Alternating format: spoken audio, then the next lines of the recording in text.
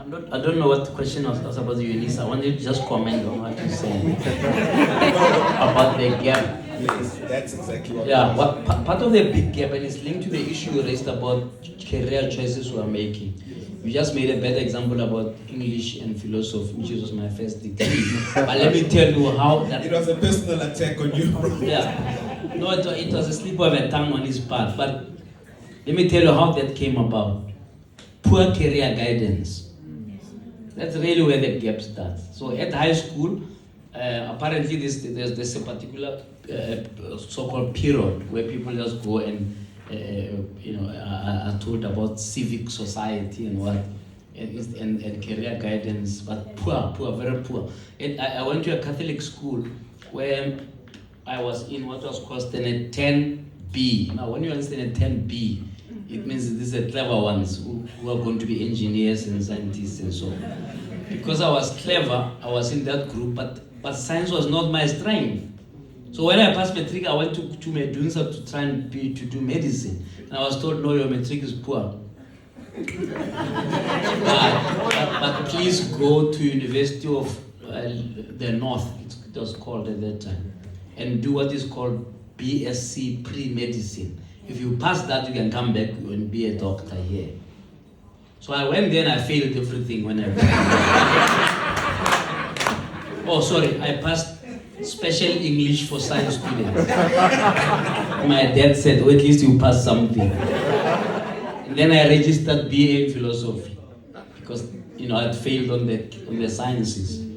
And I don't regret, because then it gave me a lot of time to do other things that made me have 5 degrees by now and so on, and pursue something that it was my strength. So the philosophy thing, the English was my strength. I just have to figure out what I was gonna do with it.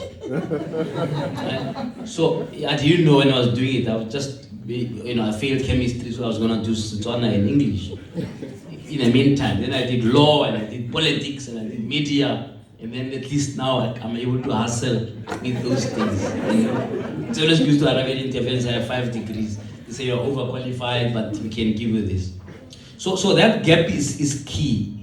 It also talks about career choices. So instead of 10B, nobody told us that actually you could be a plumber. I don't know whether they've made a good plumber. But I could then own a company that hires plumbers.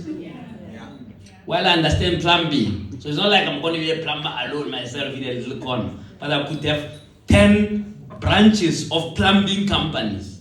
So that's the type of career guidance we give our people to say, first of all, what's your talent? Forget about, status that you're talking about, that you are now just a prestige to minister in a 10B. Now, my next thing was I must go to Medunsa, not just some normal university, some medical university. But no, sorry, wrong place. Go there. They're not, even there, they're giving me better advice. They're just saying, your matric is bad, forget about being a doctor. No, go and try there. If you are successful there 1 year, come back. So now that's a waste of another 3 years trying to do something that's not my skill. And when you go to university also, there's poor guidance as you arrive, because there will be what we call subject advisors, where you go and say, I want to do 1, 2, 3. Like for example, even after failing chemistry, I went to register French as one of the courses. I only attended one class. And I said, no, this is not. I'm acting on this one very fast and changing it to something else. So universities haven't figured out how to create the transition from a person who was high school, was brilliant and number 1 at high school, to somebody who will fail everything. I mean, there was actually in those days, by the way, it's 1989, please don't be mistaken and think I'm 20 something, I'm 50. So 30 years ago, I was a first year student at the University of the North, 1989, right?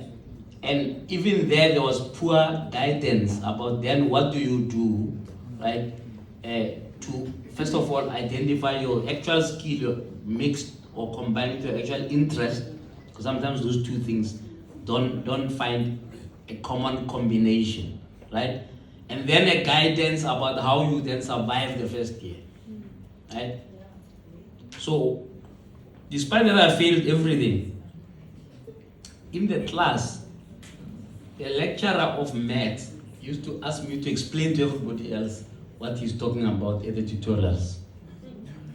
Right? So I was able to listen and then explain to the rest of the class. But when the tests come, I failed. So he says, but Mr. Dawan, you explain to these people, why have you failed?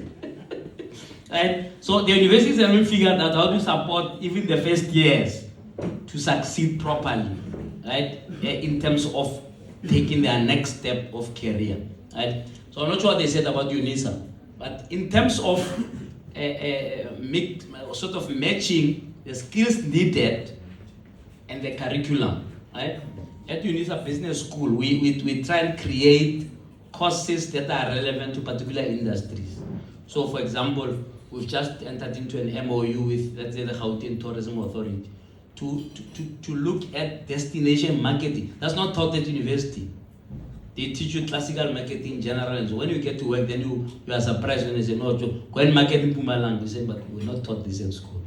So we're trying to take what is happening practically in the market and then make it an academic pursuit, so that when you leave there with that qualification, you are useful to a particular industry. You're not wondering, okay, what job am I going to do in the industry with this thing, right? So what we're trying to move away from just theoretical thing, where somebody, just learns philosophy and so on, and doesn't remember half the things. I did philosophy up to the third year level, and all that we did in the last year, the lecturer there, and it happens to be Mr. Mashamba, the head of the ANC's Integrity Commission. Just arrived at school and writes, does God exist? The whole year. By the time we go to exam, we said, we can't write. This guy, all he did was to write on a board, does God exist? Every period until the year is over. Now, I'm not sure how that helps now, except that I know that God exists. But beyond that, I don't know what you can do with that information. It can only inspire you. Okay, good people, we were supposed to wrap up a long time ago.